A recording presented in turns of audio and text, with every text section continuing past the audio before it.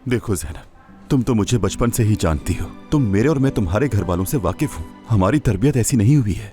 तुम कहना क्या चाह रहे हो? मुझे लगता है कि नसरीन की अम्मी का उस पर बहुत बुरा असर हो रहा है, क्योंकि फातिमा आंटी कितनी लालची औरत है, तुम भी अच्छी तरह जानती हो।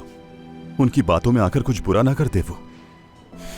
देखो जुनैद, नसरीन एक बहुत ही होशियार लड़की है।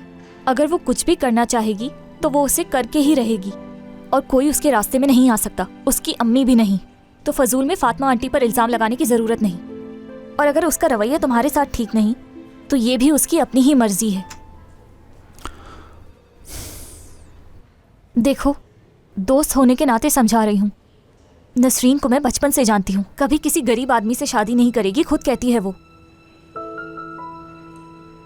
देखो ज़ैनब, मानता हूं कि मैं गरीब हूं, लेकिन मैं उससे बहुत मोहब्बत करता हूं। कोई उससे इतनी मोहब्बत करता है, क्या उसके लिए काफी नहीं होगा? बाज़ औक़ात नहीं होता।